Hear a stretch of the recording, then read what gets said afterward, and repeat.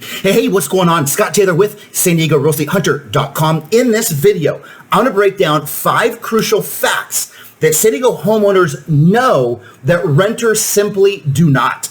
I will be so bold as to say, if you're renting right now in San Diego, or if you own a home and you're thinking about buying an investment or rental property, I'm going to detail out how you are costing yourself.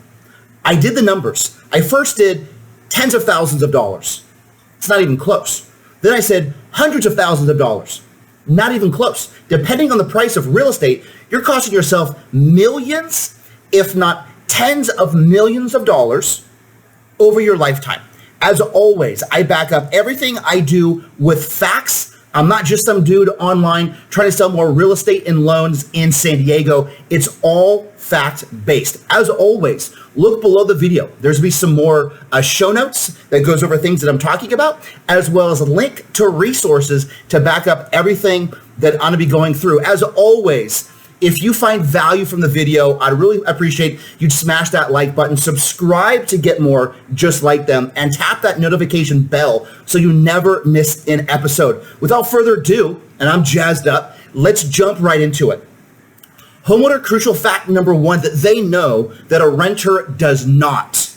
Their monthly housing will not be going up by 5 to 7% a year. In a video that I did earlier in this year, there's a new state law to went into effect, or maybe I did it at the end of last year, starting January 1st of this year. And California passed a new law that stated statewide rent controls. Sounds socialist to me. It states that rents can be increased no more than 5% per year plus the local cost of inflation. So what does this mean? Before, it was a little bit more free market and they could go up and down. Now, for the most part, it's basically telling all landlords, right, or all homeowners that rent out, hey, you can do 5% a year plus the local cost of living or inflation. So that's 7%. You think 7% is not that big of a deal. Let's go over some numbers. And as all with these numbers, I have to pick something that doesn't shock people too much. So I use numbers that are realistic. If I used a little bit less so realistic. If I used the realistic numbers, people would be so shocked that they wouldn't believe anything.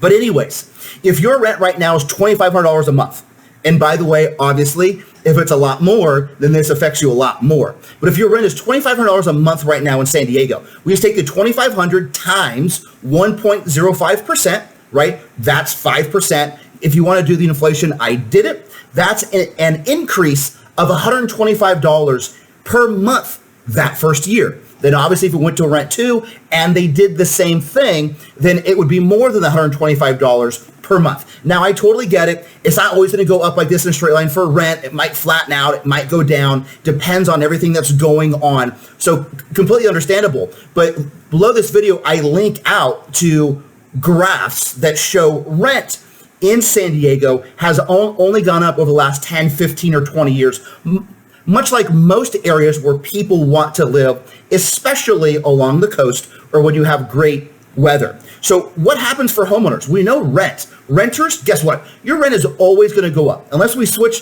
out of our fiat system into something else, your rent will always be going up by a certain percent. What happens to homeowners? They get to buy at today's values. They get to lock in a long fixed 30-year loan. And as long as they have that 30-year loan until they refinance, right, or they sell, or they pay it off, they know exactly what their payment is for the next 30 years. You don't get that inflation, right? I understand you have property taxes. I understand you have homeowners insurance, but it stays the same over the 30 years. Think about knowing what your payments will be over that 30 years. Pretty cool stuff. So let's use a hypothetical because I always like to dive into the numbers to get very, very specific. Let's say you're watching this video and you're 40 years old. By the way, I'm 42. So you're 40 years old. Let's say that you get a 30-year fixed mortgage. I'm just going to use FHA just as some guideline, okay? You pay it off over 30 years, right? So by the age of 70, you're mortgage free. Bought it at 40, made a payment every month for 30 years. You own it mortgage free by the age of 70, okay? Let's say you live until the age of 90. We all are going to die. I don't know if So we got to talk about it. You pay it off at 70, you die at 90. So you got 20 years to live mortgage free, okay? 20 years. I understand there's property taxes. I understand there's homeowners insurance. Mortgage free. Let's assume rent at that time it's paid off. Let's just say at the age of 70, right, in 30 years. We have to pick some number. Let's just say rent at that point is $4,000 a month. You could be watching this right now and be like, bro, my rent is much more than $4,000 a month, right? Or you might be in some kind of cool rental where you had $1,000 or $1,200 or $1,500. And you're like, dude, it's never going to get to $4,000. No one can afford it. That's what people said 20, 30, 40, 50 years ago when rent was $100 a month. Now look where rent is. So back to it. Let's say you're spending $4,000 per month for 20 years, from the age of 70 to the age of 90, $4,000 per month times 240 months. Without peeking, do you have any idea how much more you paid in rent versus that person in their mortgage? Just over 20 years. You paid $960,000 just from the age of 70 till the age of 90. 20 years of rent, $4,000 a month. 4,000 times 240 is almost $1 million. Yes, if your rent's a little bit less, it's a little bit less. If your rent's a little bit more, it's a little bit more. But that is a huge, huge number. That right there should freak you the fuck out, right? That right there should be like, wow. I can have set payments over 30 years, get it paid off, live mortgage free, or I can always be paying rent because it's a little bit less expensive than a home. I think homes are overpriced. I don't get the mortgage business, right? And then you see just over 20 years, you're out close to $1 million. What's that like over 40 years? 2 million.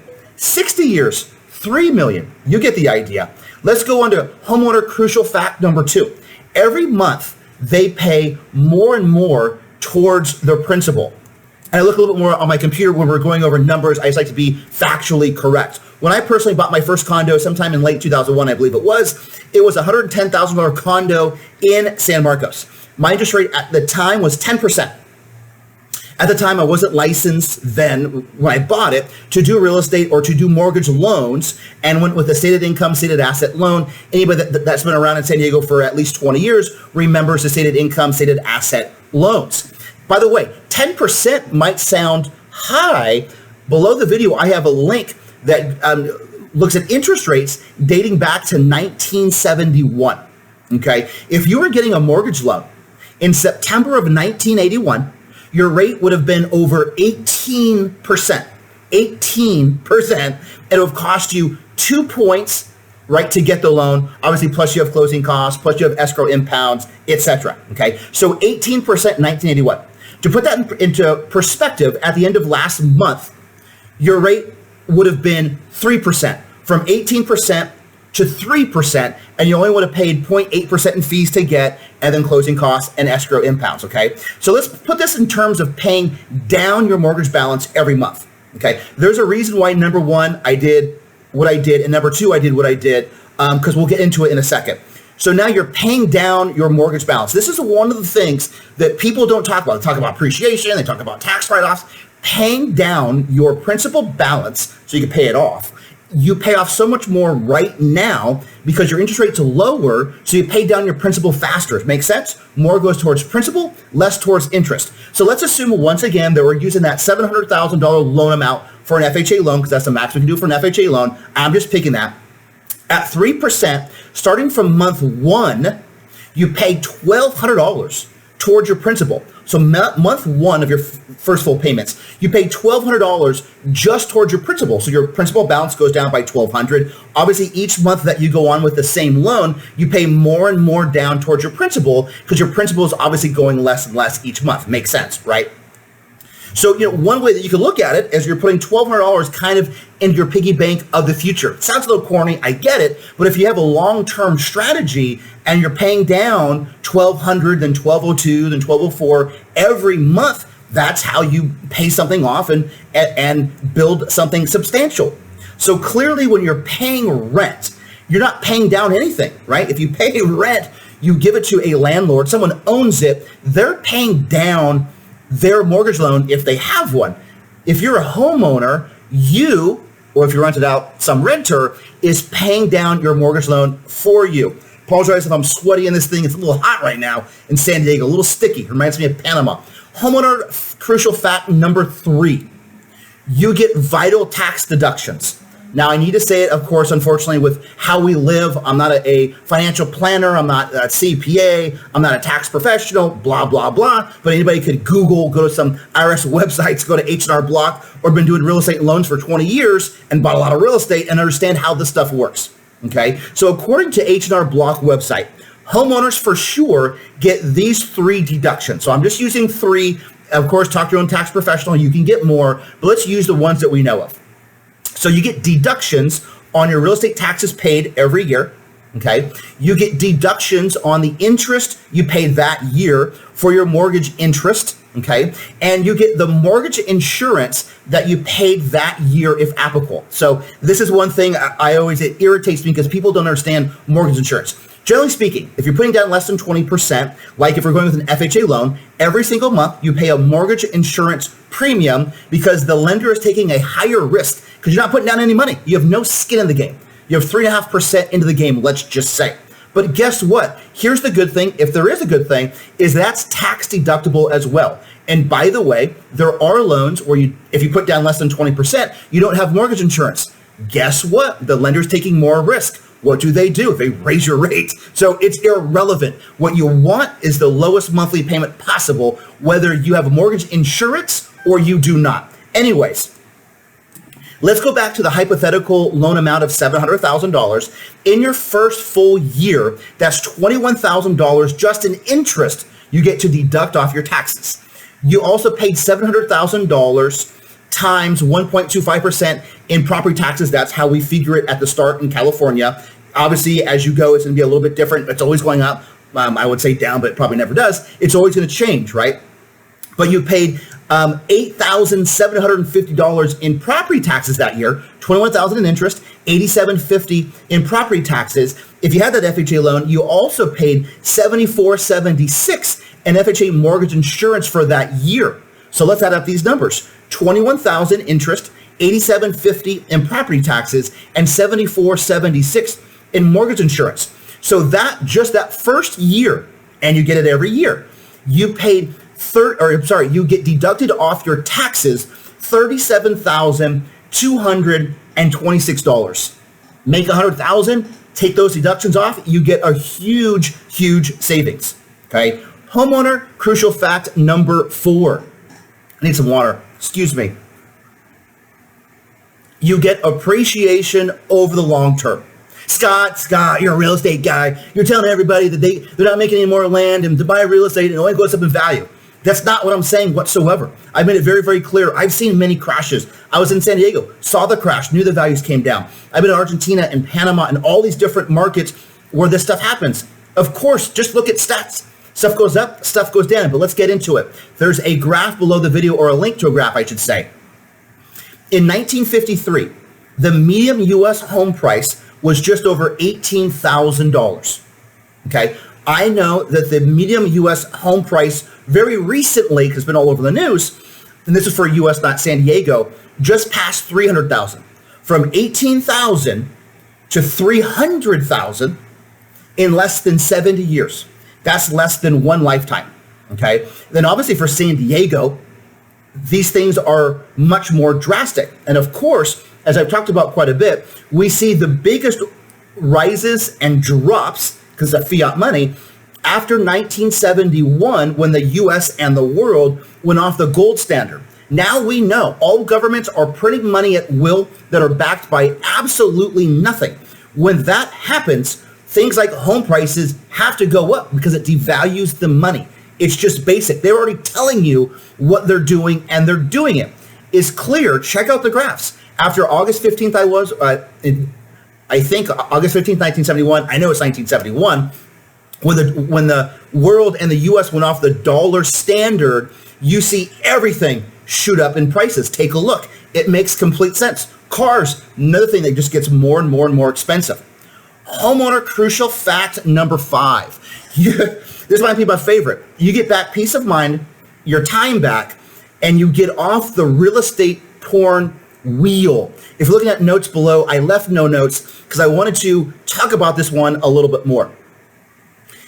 It always blows my mind to see how much time, and I'm in real estate loans full time for over 20 years, how much time, especially renters, are renting an apartment, right? A lot of them, 2-bedroom, 2-bath, $2,500 a month in an okay area of San Diego. How many people are renting and they spend 2, 4, 6, 8 hours a day, every single day, every week, every month, every year? My current website goes back 5 years in stats. There's been people for years after years after years, thousands of hours just on my site. I don't know if they're going to Redfin or Trulia or Zillow or any other site.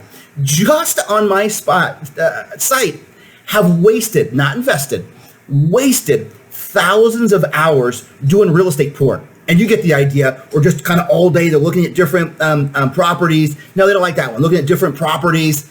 And it's like, do you not value your time at all? It makes no sense. If we're talking about peace of mind, we know rent's going to go up. You get a 30-year fixed mortgage. With your own home, you have your set rate. You know what your payment's going to be. Let's just keep it simple. Let's just say you buy a home, or townhome or condo. You get a 30-year fixed. You never refi. You know if you make payments, it's paid off in 30 years. If you wanted to, you can pay it off in 20 or 15 or 10. Just go to YouTube and you can figure out all the creative ways of making a mortgage payment once every 2 weeks, or just dividing it up, or adding a little bit more, or making 13 payments each year instead of 12. There's so many different things. And I'm talking to the same people, and they're like, hey, Scott, you were right, bro. A couple of years ago when you said to buy that place in Campo for $275, and now that same exact place is back on the market for $425, when you said this was going to happen, you were right. But now, because prices are so much more, now I'm still not going to do it. And I tell them the same thing. Then stop looking at real estate. Just stay renting. Don't worry about it. There's a lot of homeowners that own homes. They don't look at real estate all day. They don't waste their time spending hours and hours and hours a day looking at real estate. It makes no sense. Here's the strategy. You get pre-approved. You can get that done in 15 minutes or less with me. You then know your loan, you know your loan amount, you know your interest rate, you know your payments. You go find real estate. You look at as much as possible in the shortest period of time as possible, and you buy the one you like, and you move in it in 30 days. That's it. It's not that hard. It's not that hard whatsoever, right? So what do you get? You know that your rent's not going to be going up because you own your mortgage, right? You're paying down your own mortgage, right? You know, number two, every month that you own your place, you're using your own money to pay down your principal balance, right? Your balance over somebody else's, right? Makes no sense. Number three, crucial fact, you get the vital tax deductions. If nothing else, you get to write off all of those things that we talked about on your taxes. And by the way, there's more things. Talk to your tax professional. Crucial fact number four, get appreciation over the long term. Just look at the graphs, look at the studies. Yes, there's times it'll go up. Yes, there's times it'll flatten out. Yes, there's times that'll go down. And I'm gonna get to this in a second. Crucial fact number five, you get peace of mind, you're tying back, and the real estate porn wheel. Now, let's wrap this up with one more story. I completely get it. I'm filming this going into September. Prices are at all-time highs. Rates are at all-time lows. We have the elections. We have COVID. We have mass unemployment. We have rioting, looting, and killing in the streets. Just look at it, anything on Portland or Seattle or Austin or Minneapolis or now Wisconsin or Denver, all these major cities, right? We have a lot of things going on. Here's the funny thing. From 2001 to 2006, when I was very aggressive buying and selling real estate as an investor and helping other people do real estate and loans, it became very clear by 2005 the real estate market was going to crash simply because there was no loans available. It was simple. If you can't get a loan, you're not going to buy real estate. And there was many other things as well. I advise anybody that wanted to listen, and they don't have to, you should sell because it's going to crash and then keep buying, or you should rent it out, wait until it crashes. So what happens? It crashes. What do most people do? They had a short sale, a foreclosure, they walked away from their property, right? And they said, see, Scott, real estate crashes. And I said, yes. Why'd you sell it? Well, Scott, what do you mean? It went down in value. Correct. Stay in your house.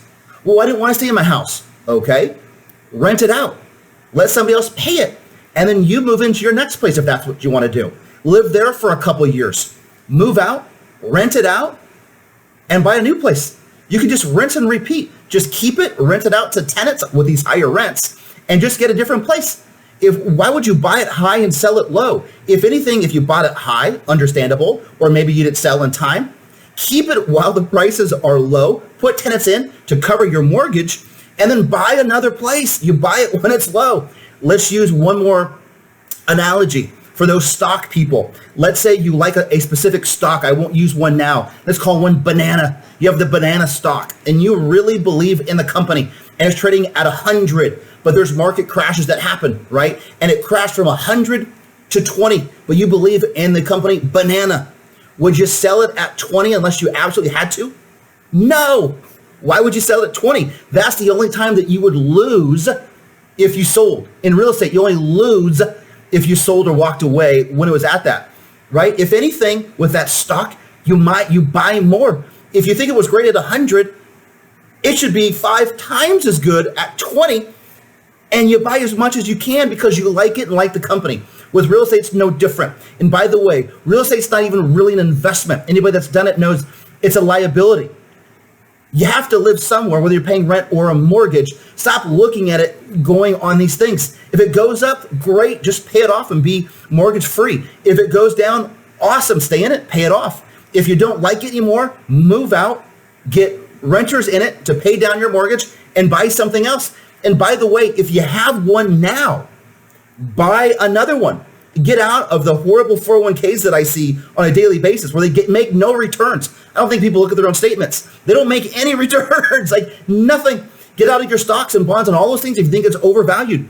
Have your cash, put it down, get a rental or buy a new primary residence and rent out your past one. That's it for me, 5 facts. What do you think? I would love to hear your opinion on this. As always, look below the video for show notes and links. I'm a stats guy. I show you the stats. If you liked it, I'd appreciate that thumbs up. And don't forget, I'm here to help you in real estate and here to help you in loans. If you're looking to buy in San Diego, get a mortgage loan or refinance, shoot me a call, email, or text. And I look forward to chatting with you, hopefully not so sweaty, sometime very soon.